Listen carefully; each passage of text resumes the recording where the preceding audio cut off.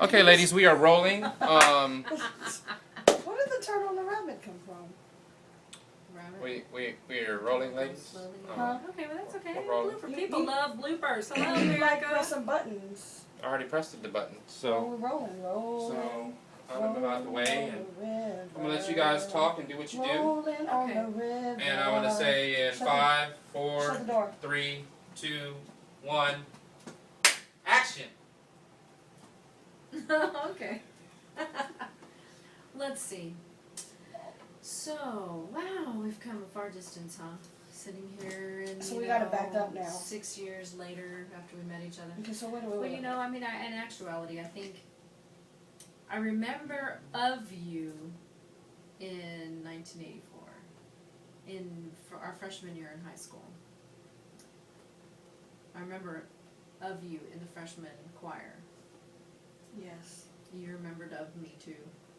Yeah, the teacher didn't like me, so you had it good because you were in the high choir. No, Were actually, you in the high choir? no, she didn't like me the first year either. It was terrible. It wasn't until I went and did like the all-state choir stuff, and then all of a sudden I seemed to be in the loop. But You can't say anyways. any names, but she didn't like me, and she told me that I wasn't going to amount to anything.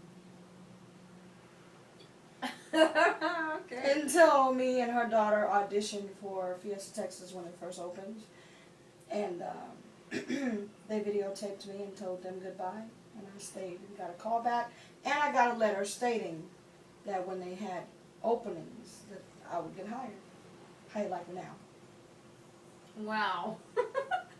Well, this was about what I remember when I met her again years later. Was this bold, feisty person. Yes, we were doing a show called Do Not Pass Me By, gospel show. And usually if I'm in a show, especially at that particular theater, I was in the vocals, I was doing the vocalists too, like she was doing. But this one was one where I was hired to do some keyboard stuff, so I was actually in the band, which was very interesting. It was fun, but it was interesting. I wasn't used to that. But She was Miss Hotshot. Break it down. because I was write the only chords girl in down. the band. Yeah, they were spoiling her, Yeah. bringing her special water. Yeah, that's right. They were bringing me black cherry water. It was very good. I got the same thing. Mhm. I think we were both being hit on. It was really I don't good. know. Actually, Jackie would bring it, and then they would share it with me. No, I thought it was Smooth that brought the black cherry water. No, Jackie would bring it to Smooth, and then Smooth would give it to me. Okay. Okay. So anyway, I remember that I was very impressed with her singing, with her vocals. I really loved her voice, for the same reasons that I think most people like your voice. How would you? Okay, we need to back up even more. I was just finishing Dreamgirls, so I lost my voice. No, but you I would didn't have a voice at this particular time. But you would sing that first song and you would just knock it out of the park. What was the something about the stone?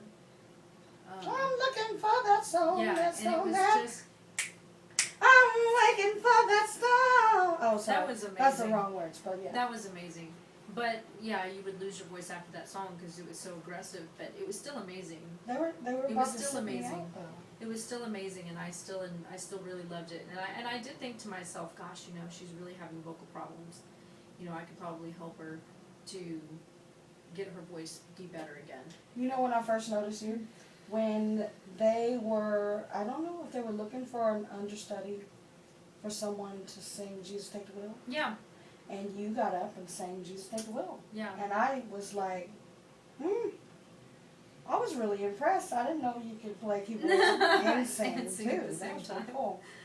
So, you know, so we kind of like were around each other during the show, but not really. I came in so late that I didn't really get a chance to gel with the cast, so I kind of had to do it as we were going along. So I came in like a week before the show and had to write music for my part, you know, before the show, and so I really didn't have a lot of time to get to know people or anything. So I kind of was, especially the vocalists, I was kind of meeting them along the way. But I do remember this one scene in my head that I was walking into the girls' dressing room and you were sitting there, and you were, I don't know who, I think, I want to say it was Lagaya, but you were just, la la la la la, you were just getting, you know, giving her, I don't know if you were giving her a piece of your mind, or you were talking about someone else.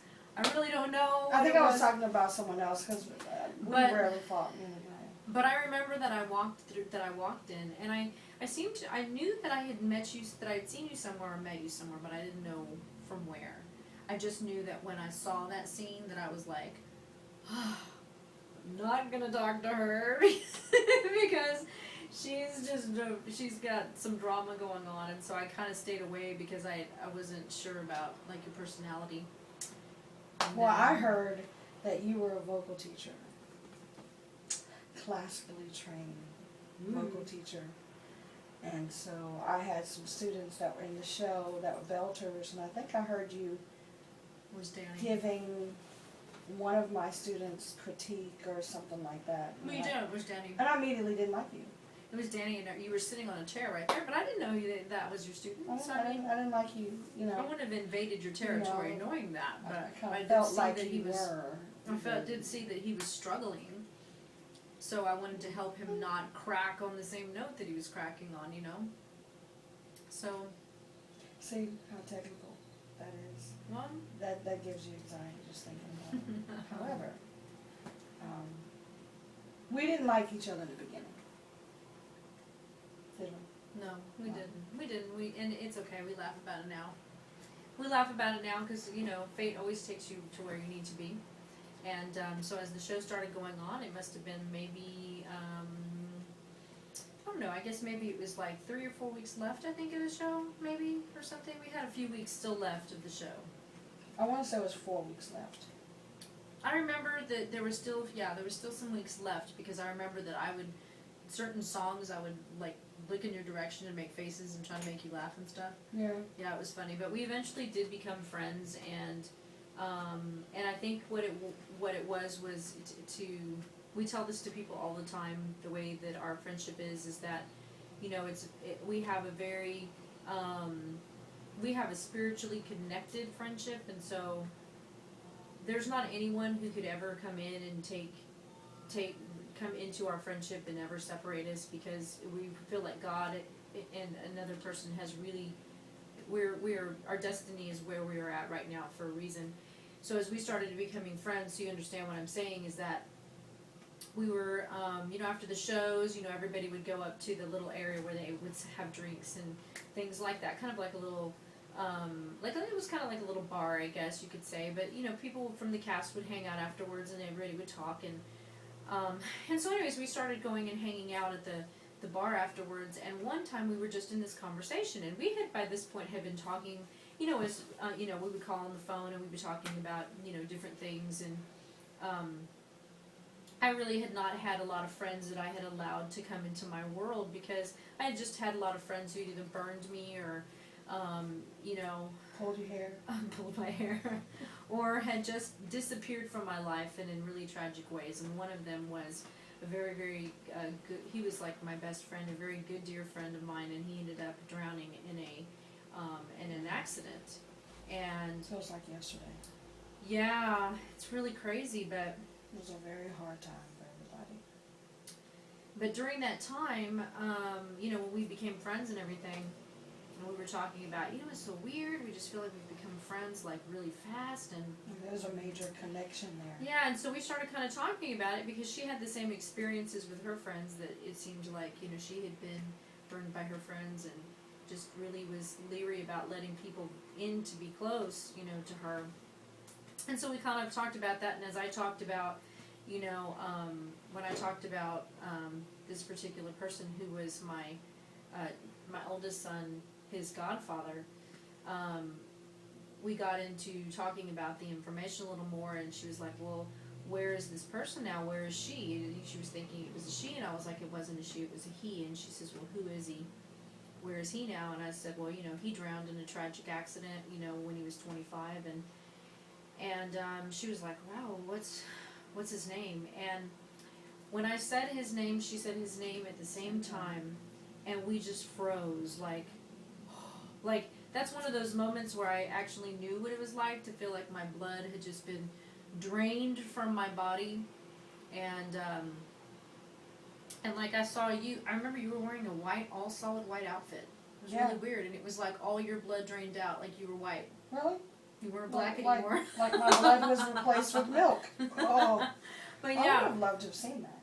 it was one of those, like, you know, really My strange time moments. stood Like, still yeah, for a long period of time, and we we were were silent for a quiet little for bit. a while. Yeah. Yeah, we were really just kind of silent, and we would look at each other, and we would just go, and just shake our heads, because out of all the names that you would ever mention, why would you say that one? That was just really crazy. So, anyways, so from that moment on, we knew that our friendship had a divine meaning. It was sent. There was a reason that we had become friends, and when we looked at our lives and how our lives had paralleled but in different sides. I was in the classical and she was in the contemporary, but we were both like going and doing competitions and winning, and we just it was just different genres of music, but we were doing the same things. And so it was soon after that we started to we decided that we were gonna try to throw. It was actually, I think it was your idea. You were like, why don't we try to throw, let me see if I can get my students to take you on. No, it was really crazy. I think this is where I probably developed my hustling skills. Because all of my students, somehow I convinced them, because they were paying $80, I convinced them to pay another $80 to bring her on. So this is how we ended up doing the dual training. It was just a trial run at first with mine. I think I had like 8. I was really low key back then. Yeah. It was about 8 students, and they all said yes, and they started progressing faster, stronger and healthier. And I was teaching, at the high school, so I had, pretty much classical students. I did work with students that did contemporary stuff at the end of the year, but I was really kind of like switching the elements. Like, okay, we're going to teach the great foundation, but we're going to use it with what you're teaching over here. Yeah. And so it's interesting because we really grew. When you really look back at it, we really grew this little baby, from this little seedling and grew it into what it is today. Because we started off when we were teaching it, we would go to someone's house, and then we would teach out of my mom's house, and so a lot of this outside stuff we were doing, this training we were doing outside at other people's houses. And then I guess maybe like after a year and a half, I guess, or so of maybe doing that, then it came our way to sublease some space. Yes. And so we ended up subleasing some space from a facility off of Castle Hills called Music Masters, right? It was called Music Masters? It was Music Masters in Castle Hills. And I don't think I don't think she's there anymore. No. I think she moved her building or something, or I don't know, maybe her company's not around anymore. But we did lease there. We subleased there. And so we were really proud because we kind of got our own little place that we were. It didn't have our name or anything on the outside of the building, but it was. But it was still a facility. But it was a facility, yes, for us to work out of. And so we started, word of mouth, I think, was pretty much how we kind of started. We were telling people what we were doing, and one person would tell someone else, and then we started trying to go to events so we could kind of network, and we were doing some workshops and at some vocal places, like we did it for the Urban Music Festival? Yeah, we did. We did a workshop there. And we did our own workshop. And then we just really started to see, we had some people with the Home Shopping Network that were trying to contact us for about 9 months that we avoided because we thought they were some crazy people. We thought it was a scam. We were not going to answer these people. Don't call them back. They're just trying to bring us in, and we're going to have to pay something. And it was really funny. It's crazy. We were really like, but anyways, we called them back, and it turned out that it was an actual real thing. We didn't have to pay any money, but that our studio was actually selected out of like 150 studios between San Antonio and Austin of being like the studio to try. And so we realized that we definitely had a concept that was intriguing and interesting to people. It was a challenge for a minute though too. It was. We really I didn't like her style of training. Like it was something about didn't want to sound like a opera singer. She didn't really embrace it too much until she started to see that it could be applied to you know, the other genres of music, and that there was ways to not walk